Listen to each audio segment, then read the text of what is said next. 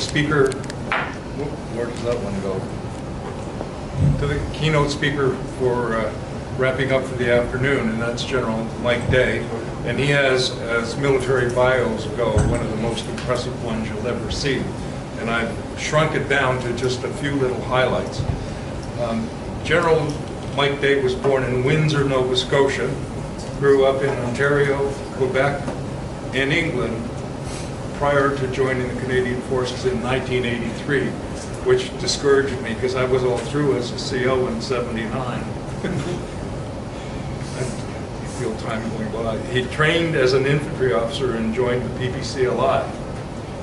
He subsequently commanded at every level and rank in a variety of units and deployments around the world. He commanded 2 PPCLI, including on deployed operations in Bosnia. Within Canada's counterterrorism and special ops community, he commanded JTF-2, which is Joint Task Force 2, and the Special Ops Forces Command. He held a number of key staff positions nationally as well, and with NATO, and deployed to Africa, to the Balkans 3 times, the Middle East, and Afghanistan twice. He's a commander of the Order of Military Merit, received the Meritorious Service Cross for his service in Afghanistan.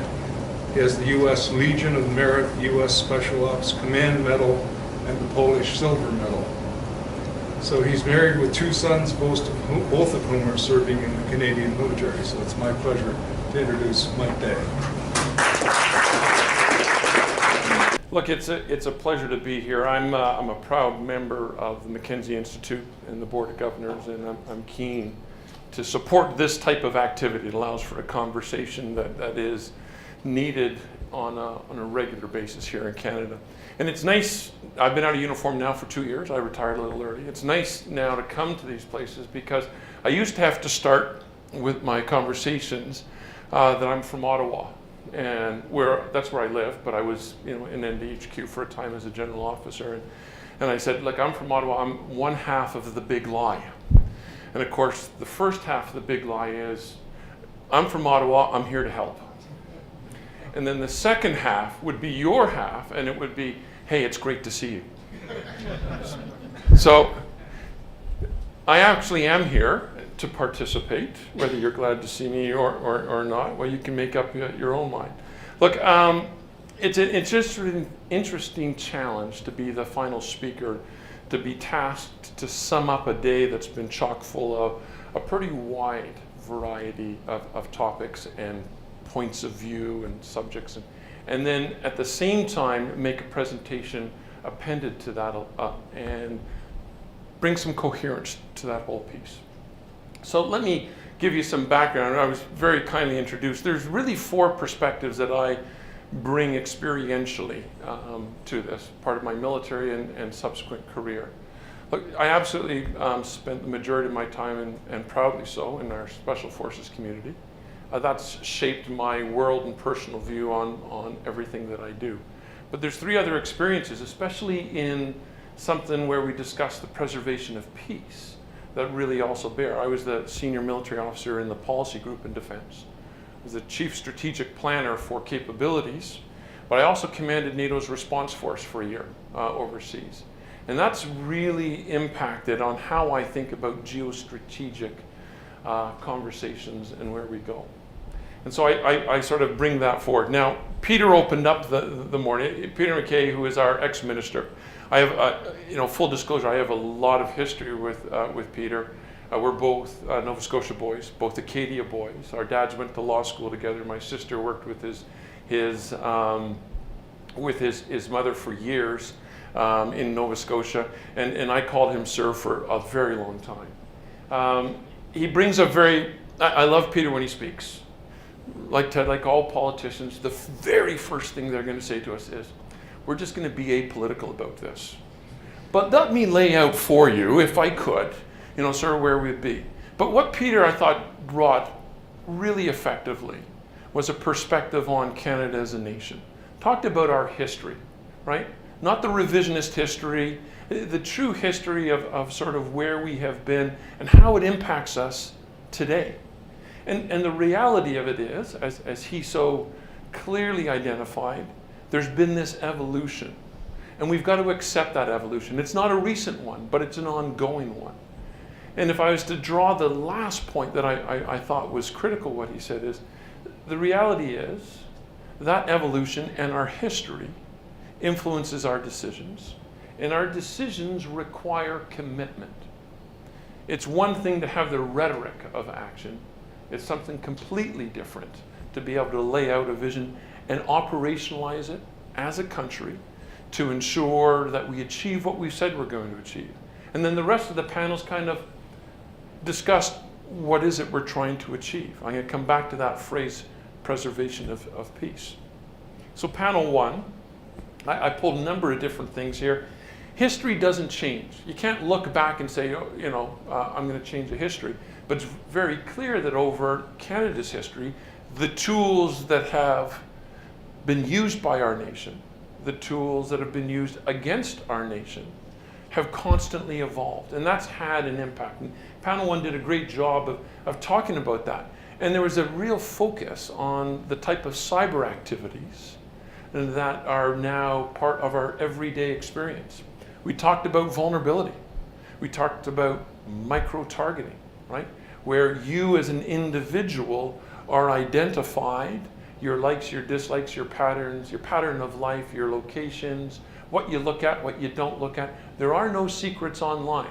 I have two boys in uniform, and I remind them that I have, they're of an age where, as they were teenagers, they lived their life online. So I reminded them as an ex-senior officer, I have images and things that they have posted online that will live forever. Most especially in public forum where, future weddings or whatever the case is, they will come to light. You can't escape that, right? That's the reality. But it moves into the information operations domain.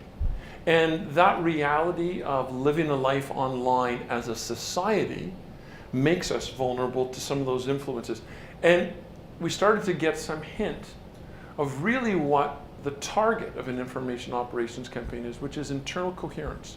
And this is a thread that came back in different language throughout the whole day, which is the target is not destruction, if you will, of a state. It's the destruction of the internal coherence and the functioning of the state to allow for chaos. We talked about, in panel one, emergent norms. The emergent norms that everything is tracked, that everything has consequence, and that everything is immediate. And the vulnerability of critical infrastructure, reminding ourselves that we would never have included the democratic processes as our critical infrastructure 10 years ago. It would never have occurred to us.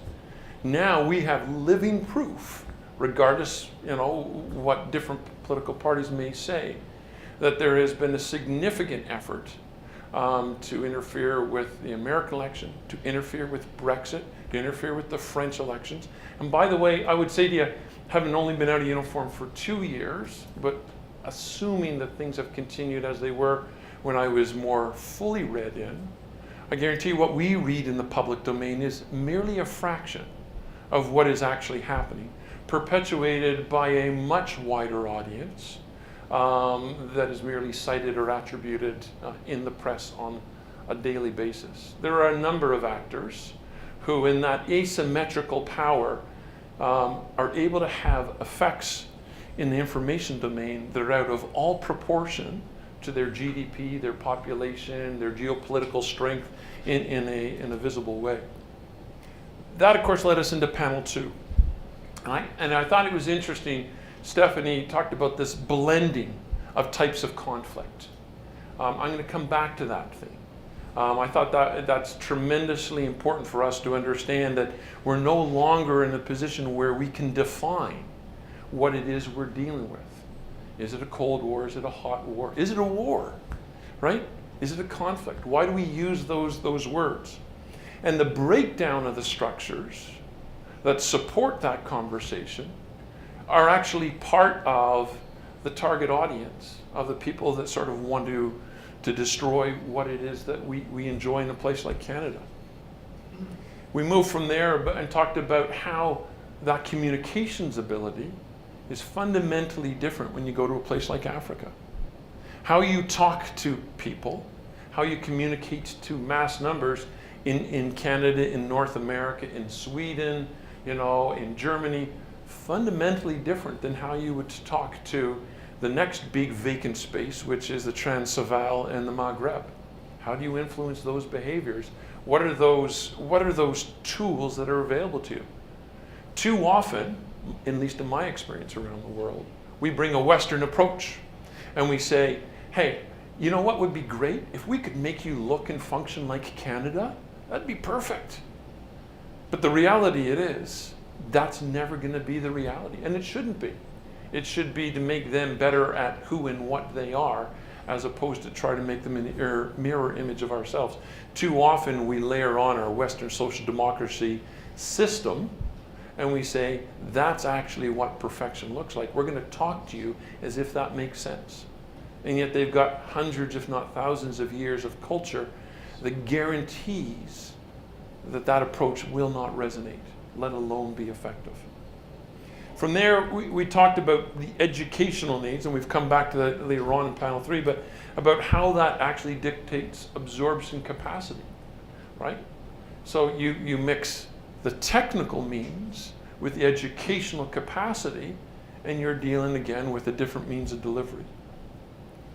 I thought it was fascinating about the printing press. This has always been the case. If we go back to Reformation, I'm like most of you here, I'm an amateur historian. What was the problem with the Gutenberg press and religion? It was that you could speak to God by reading your own Bible without having to go through the priesthood. Right? That's one of the central bits and pieces. If you control the flow of information, history is not new. Right? This is Jennifer Welsh's book. Any of you who have not read, by the way, The Return to History, you've got to read it. It's her response to Fukuyama's The End of History.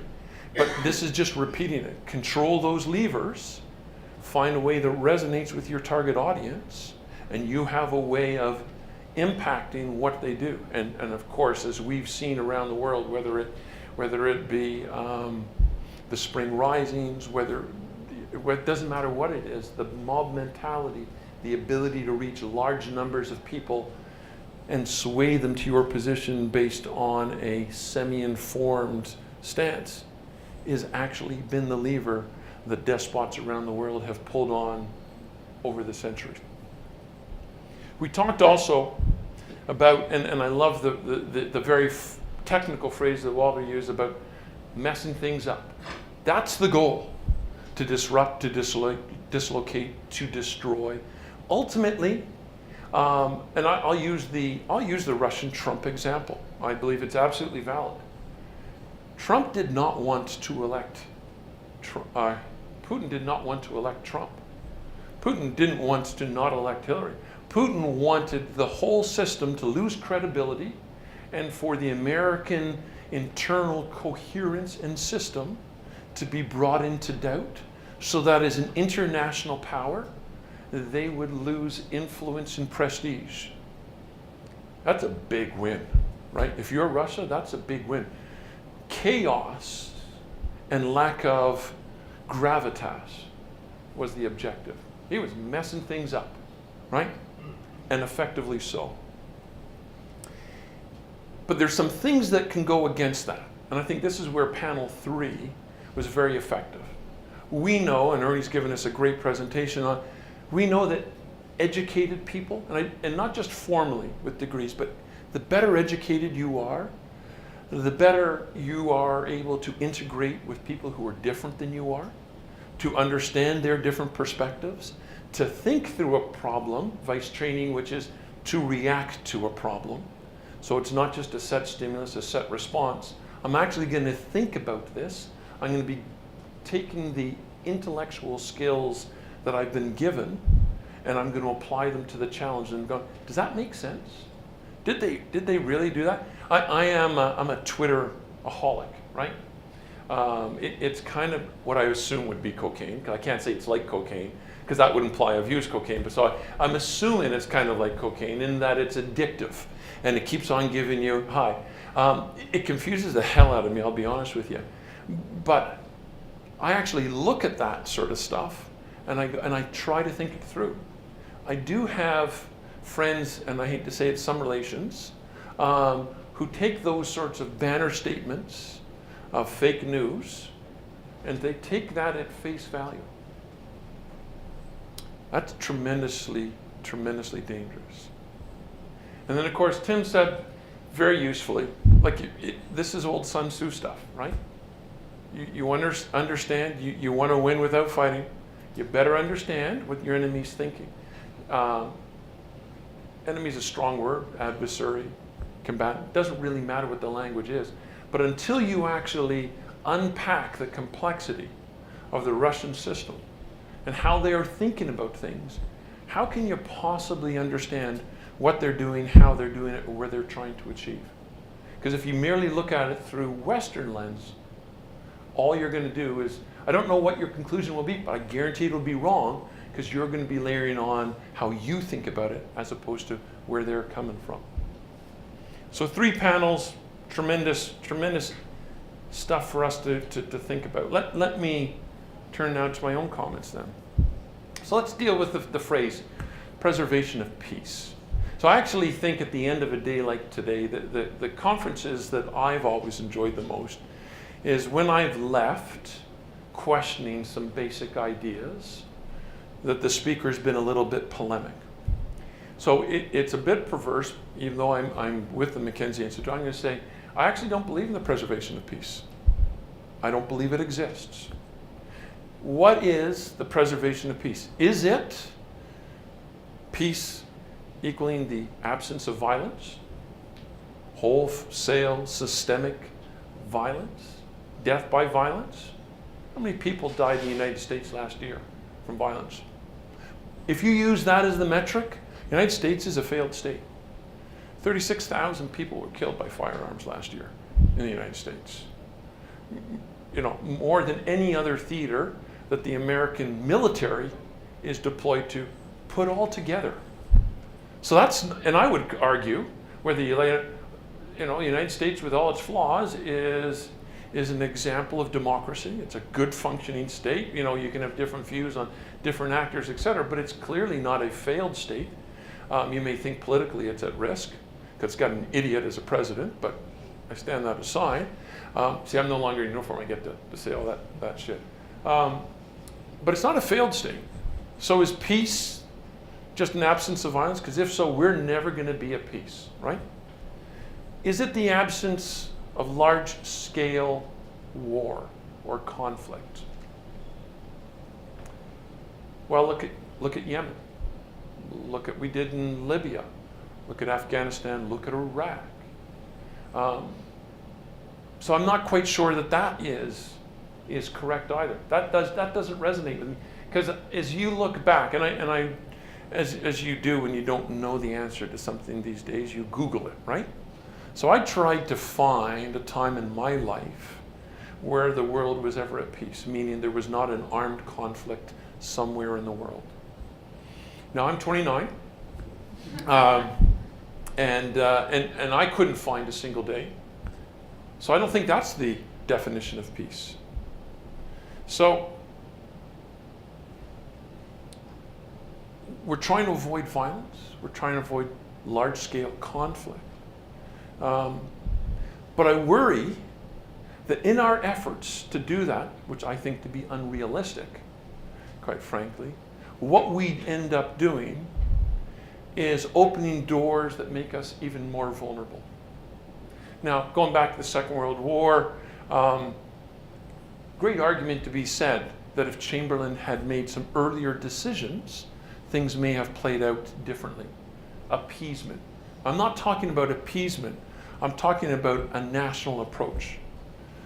I would argue that by continuing to accept that the goal is peace, preservation of peace, and not following it up with action, we're actually guilty of a rhetoric. So in my career, I did a couple of UN tours where I wore a blue beret, and I remember sitting in a series of commanders' conferences, and I remember the commander, at the time I was a young officer, and the commander saying, right, you're going to go talk to so-and-so who we happen to be in Bosnia.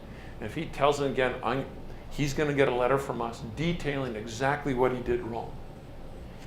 And so we'd go through that, and Buddy would go off and do what he was going to do. And I'm going to give you another stern letter. But this time, wow, this letter, like compared to the last letter, this letter is very stern, okay? The hollow, empty rhetoric of public condemnation without action, and I don't mean directed action against the individual, but rather taking steps to prevent a reoccurrence, proactively and reactively, is actually worse than doing nothing, right? My fear about North Korea is not that they launch a missile. My fear of North Korea is every crazy despot around the world will look at what the Americans are saying and recognize there's nothing they can do. Because once you reach that certain point, the consequences of doing something are too great. Now, whether that's the right message or wrong message, we can debate that. But I guarantee there are countries around the world who are looking at that. If I can just get to that point, I'm good. Right? I may have some economic sanctions, etc., but the system I've created in this country, Iran perhaps, I'm now in violating. Because I've now got deterrence. So I don't think it's preservation of peace. I think it's management of conflict. I actually think that this is what we should be thinking about. And I'd say to you that there are 4 groups in a broad sense that are bringing conflict to our doorstep. There's the ISIS AQ model, right? The quasi-religious, ethnic basis for conflict, which we know as you drill down, quite frankly, starts to fall apart under that label, but yet still is a prime motivator for a series of discontented groups and individuals around the world. Look, you can't motivate 50,000 foreign fighters unless you have a brand, right? You've got a country like Russia that's clearly involved in a very, very visible, public, proactive, all systems of government engagement in conflict, whether it's hot or cold, doesn't matter. Then you've got China, much more strategic, much more thoughtful, kind of hanging back. But if any, and I'm not saying that's nefarious, but if anybody tells me that China isn't engaged in a decades-long strategy of being the global leader in everything, then you're just not reading the tea leaves. Look at the 9-dot line in the South China Sea. Look what they're doing about the creation of air bases in the southern part of the South China Sea, and how they're claiming these islands, which are essentially little bits of coral that have been developed over the last couple of decades. And then you've got transnational criminal actors, etc. So you've got those 4 type, excuse me, you've got those 4 type of actors bringing conflict that needs to be managed. That would be my argument. And then I would say, well, what characterizes conflict? What are the common elements that we would see regardless where we are? So I've always made a note of the things that I think are always present, either in whole or in part, but you can always see at least 2 of these. Mostly you can see all of them. First of all, areas in conflict that need to be managed, you always see the subjugation of women. It's a constant, every theater I've ever been in. Secondly, you see systemic institutional corruption, right?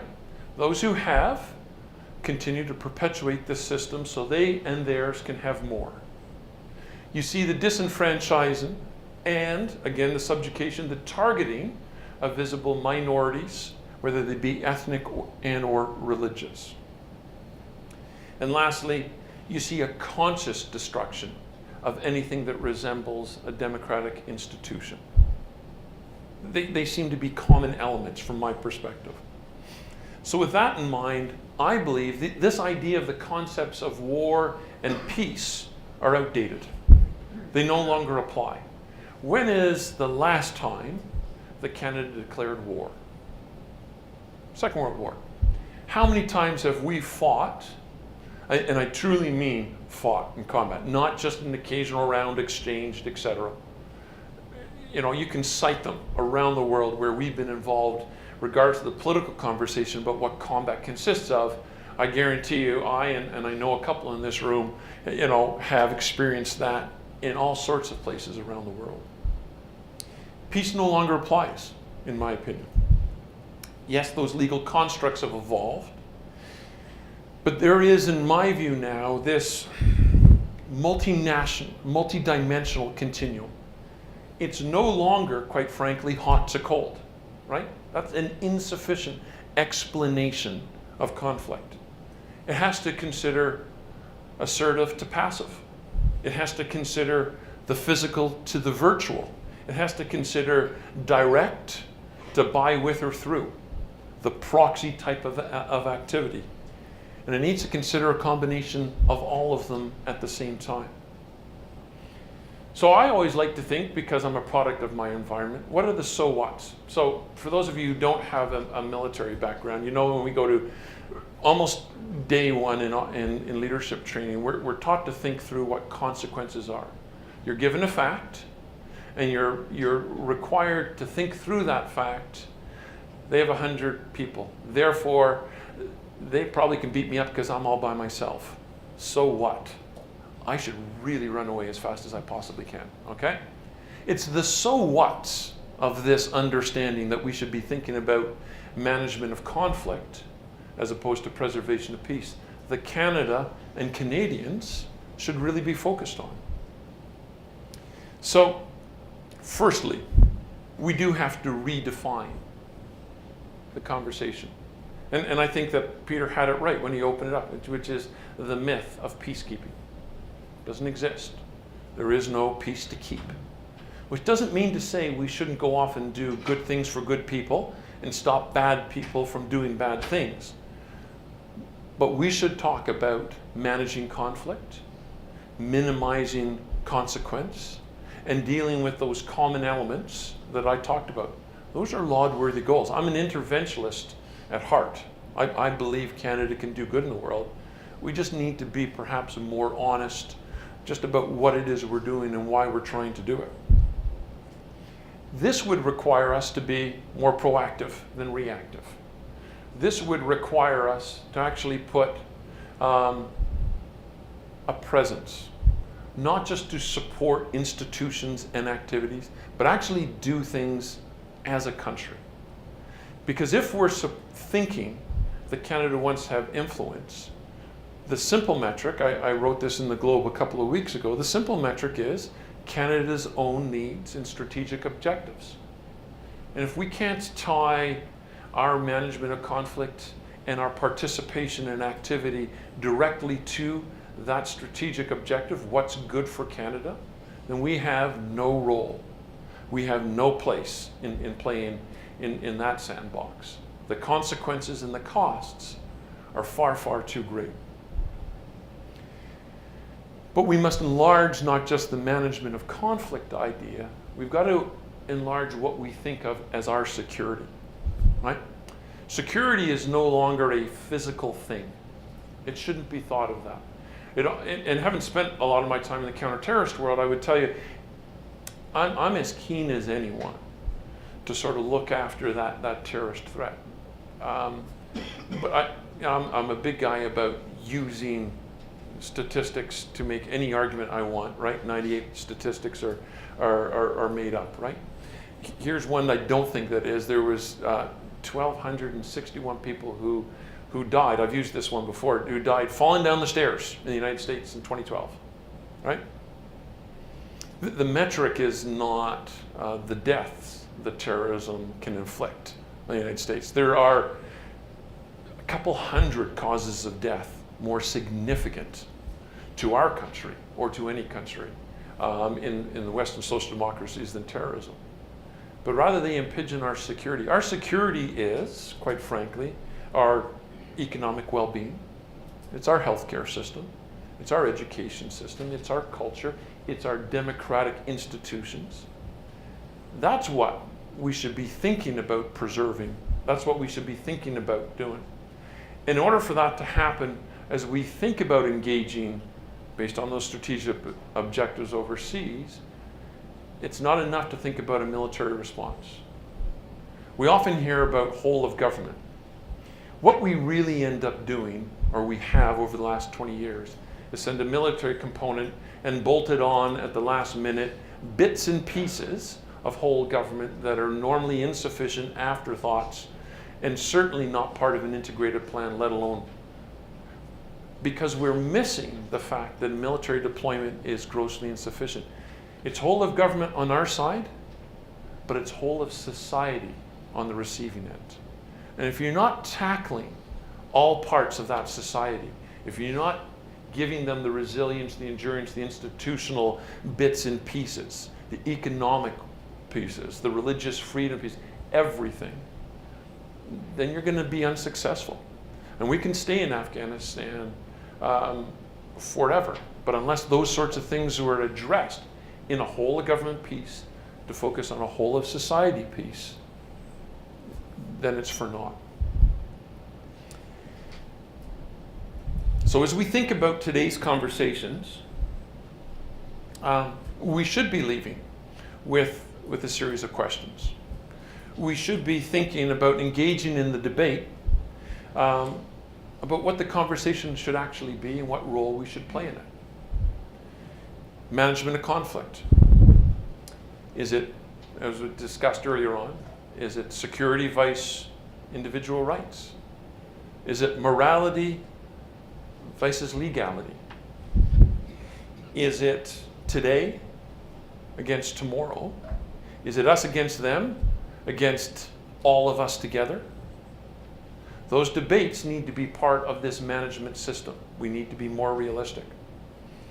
The objective reality that Tim Thomas talked about in terms of what it is you're looking at. You have to ask yourself, are all these protagonists, what are they motivated by? His question was a great one. I think it's a great way to finish off the conversation, which is, why should they stop, right? Well, the reality is, I think everybody here appreciates, they shouldn't. If you were them, you wouldn't. We should assume, looking through their lens, that they won't.